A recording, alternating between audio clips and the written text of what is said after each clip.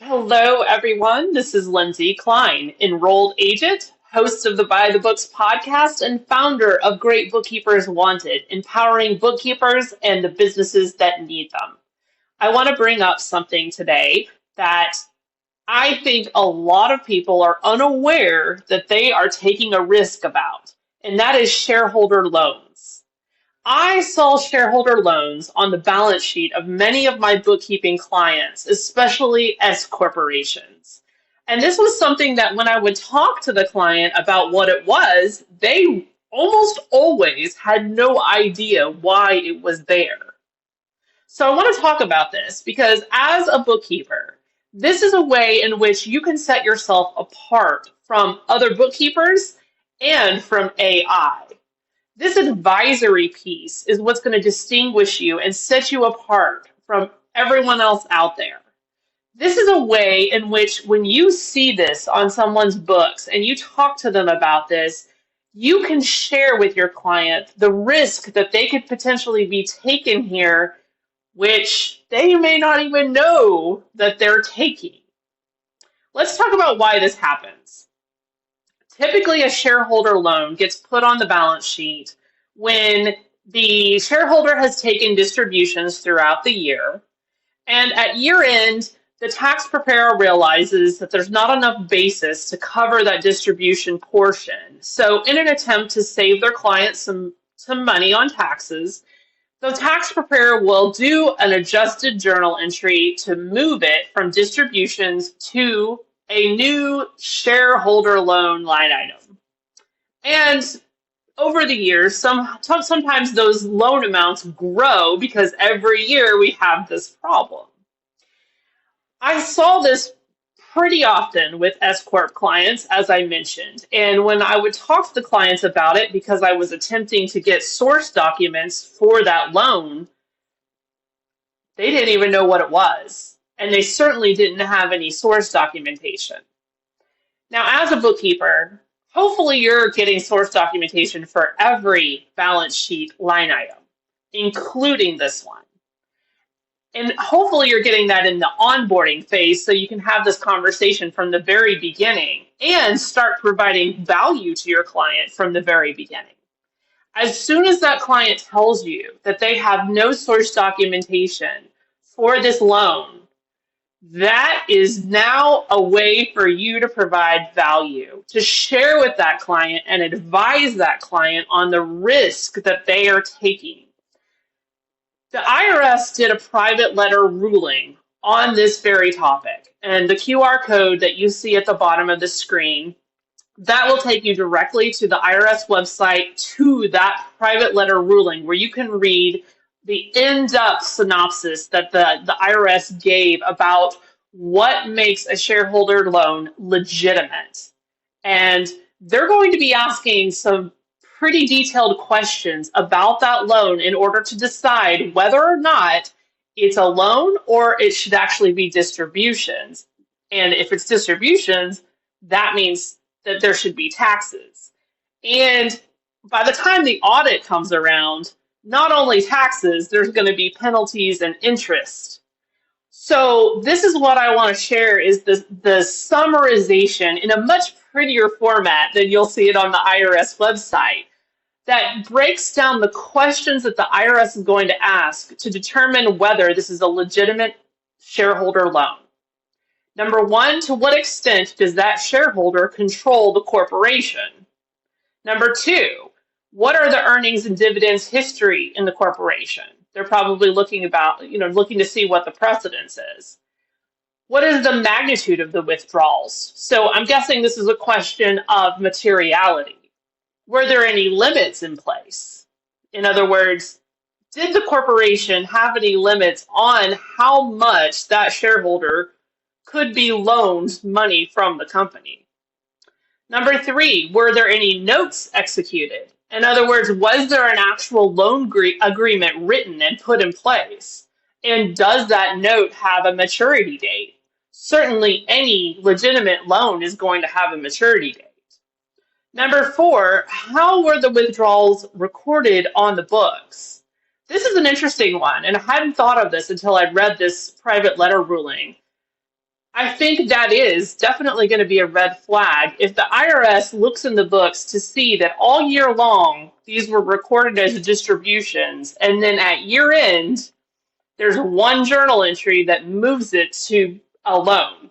That is certainly not how a legitimate loan would look. A legitimate loan on the books is going to have a lump sum payment typically at the very beginning, and then there's going to be payments towards that loan that have interest and principal applied. So this is going to look much different usually than a legitimate loan would. So I thought that was interesting that they're going to be looking to see how were these transactions actually recorded. Number 5, was interest paid or accrued? Was there any security provided for the loan? That would be collateral.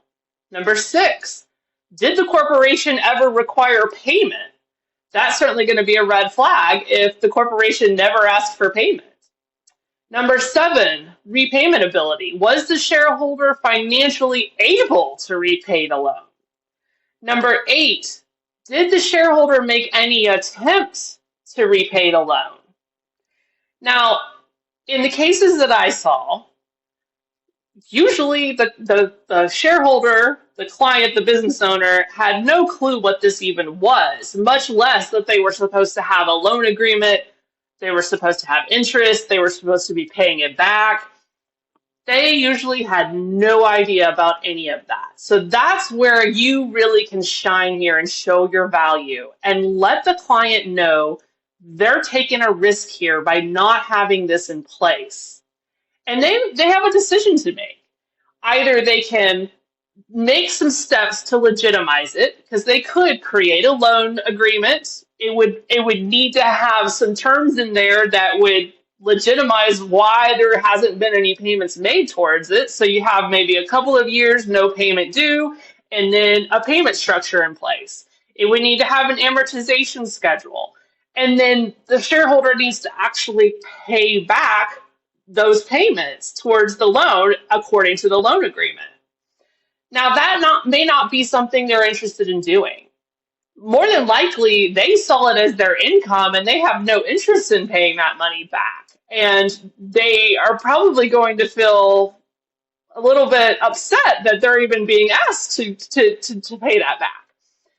So they have a choice to make. Okay, if you don't want to legitimize it, you don't want to make it a loan, just be aware that if you get audited, the IRS is going to look at this situation and more than likely going to deem it to be distributions, in which case taxes would need to be paid on that money, interest and penalties would be added to it. Now the client may decide, you know what, I'm going to take the risk because I'm not going to pay that money back. Okay, that's fine too. You can do that. However, now they know, right? Now they're aware. Another option they would have is they can amend the tax return and actually from the very beginning make it distributions. Don't even have the loan there anymore. Now that opens up a whole new plethora of issues because now you've got to fix that original return where it showed up and then every return thereafter. In addition to now you've got to pay the taxes, penalties, and interest on all of that now. So there's other issues that get open. In addition to now we've got to pay for all those tax returns to be amended. And it's not just the business tax return. Now the personal tax returns have to be amended as well because the K-1s change. So that opens up a whole other can of worms. But it is an option if they choose to go that route. So there are different ways that they could tackle this to legitimize it or to simply take the risk. But the point being that you as the advisor, now you've given them those options. Now you've made them aware that they have a decision to make, whereas before they likely did not know. They were taking the risk without even knowing they were taking the risk, and they had no idea that they even had this decision to make, and that basically it was made for them. So this is something that I would love for bookkeepers to be aware of as a way to add a lot of value to your client. This is going to set you apart from so many other bookkeepers out here that do not understand this. They don't look at this. Many of them don't look at the balance sheet at all. But not only are you looking at it, you're giving your clients advice that could save them thousands of dollars. And in the future, now that they know, when they see this pop up for this company or any other company that they may own, now they're going to question it. Now they're going to ask some more things to their tax preparer, like, hey, can you explain this to me? And what do we need to have in place in order to legitimize this? These are questions now that they know to ask that prior to this, they did not. So can AI do that? Yeah, if you ask the right question. But this is where you're going to set yourself apart and add value. And that's what I'm here to do, is help you become a rock star. Until next time, this is Lindsay Kline.